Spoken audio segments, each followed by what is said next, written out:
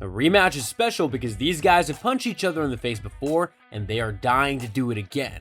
Whether they lost and wanted revenge or they won and wanted to prove that it wasn't a fluke, the rematch is the purest rivalry we know. When it comes to movies, the saying goes, sequels are never as good as the original. When it comes to mixed martial arts and the UFC, it's exactly the opposite. Here are the best UFC rematches and mixed martial arts rematches. Number 10. Ken Shamrock vs Tito Ortiz. This is simple.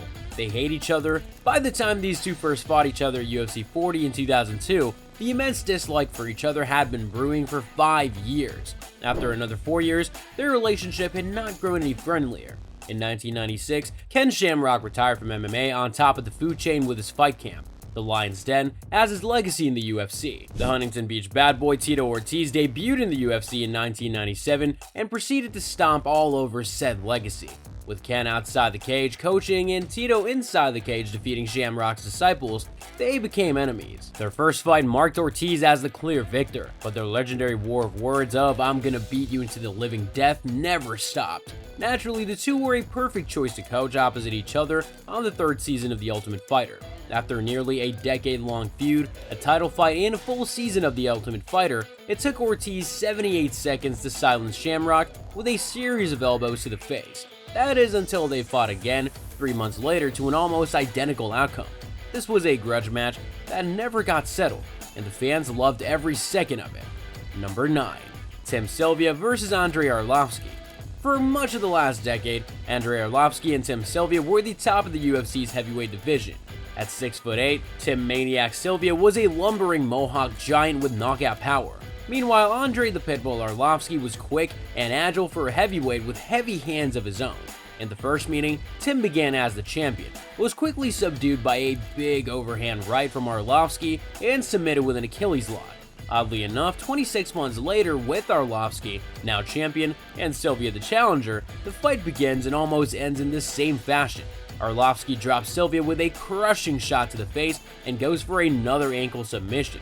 This time, Arlovski does not secure the submission, and they end up back on their feet. Finally, Sylvia lands a right hand of his own, dropping Arlovski. He then subdues Arlovski on the ground with punches. The two would go on to meet for the last time at UFC 61 3 months later.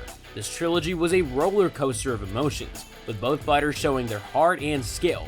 It was also one of the rare occasions where the heavyweight belt changed hands 3 times in a row. Number 8.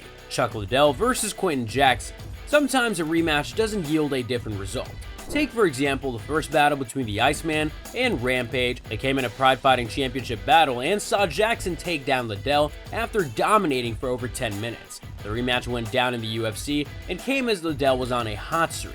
He had won 7 fights in a row by knockout or technical knockout, and the last fight he lost was, of course, to Jackson. The second battle came in UFC 71, and it was a brief affair.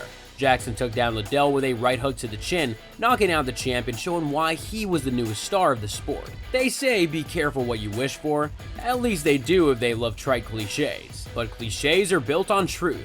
And the truth is, Chuck Liddell should have been careful with what he wished for.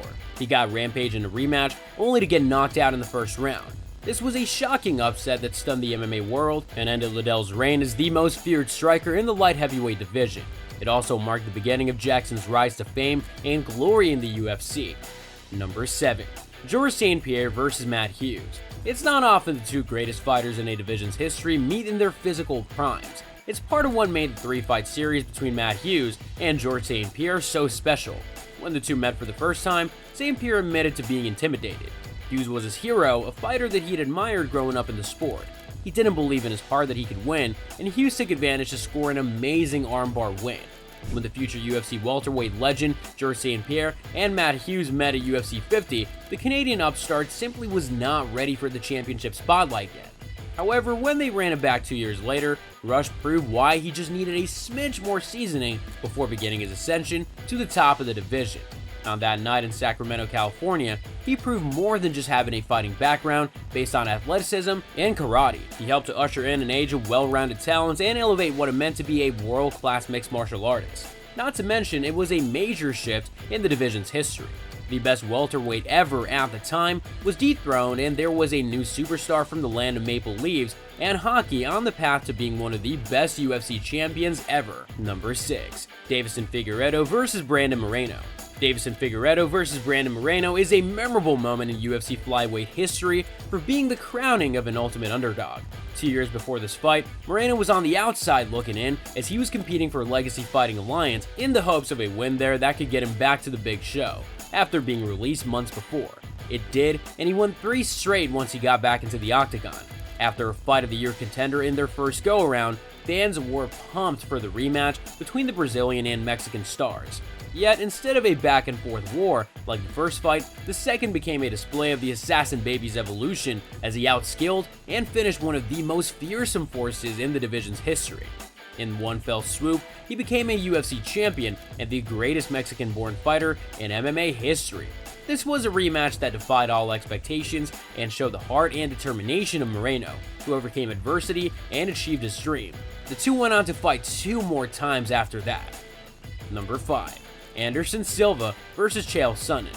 Even though the Spider took down Sonnen in their first fight in UFC 117, the way that fight went down made the second battle heavily anticipated. In the first match, Sonnen totally dominated Silva, winning the first 4 rounds on points and landing over 300 strikes against the fighter, but in the 5th round, the Brazilian hit Sonnen with an armbar submission to keep his UFC undefeated record and 13 straight win streak intact. Sonnen spit a lot of trash talk towards Silva leading up to their rematch, and in the first round he was able to dominate Silva, but couldn't score a knockout.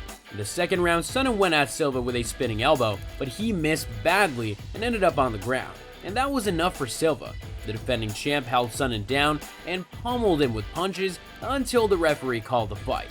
This was a rematch that had it all: drama, suspense, action, and a spectacular finish. It was also a rematch that silenced Sonnen's mouth and proved Silva's greatness once again. Number 4. Sam Stout vs. Spencer Fisher. If you love watching 2 warriors go toe-to-toe in a non-stop slugfest, then this is the fight for you. Fisher and Stout showed no mercy and no fear as they exchanged punches, kicks, elbows, and knees for 15 minutes of pure adrenaline. In their first encounter, Fisher stepped up on short notice and gave Stout a run for his money, but fell short in a close split decision. In the rematch, Fisher came back with a vengeance and unleashed a dazzling display of striking skills that left the UFC fans in awe. He outpointed Stout in a thrilling decision win that earned him the Fight of the Night bonus. Stout was no slouch either, as he kept coming forward and landed some heavy shots that opened up a cut on Fisher's face. He never gave up on his quest for the knockout, even as the final horn sounded. This fight was a classic example of heart, skill, and courage that made both fighters legends in the UFC.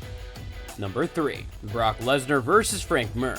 Brock Lesnar still had a lot to learn when he made his UFC debut against Frank Mir in 2008.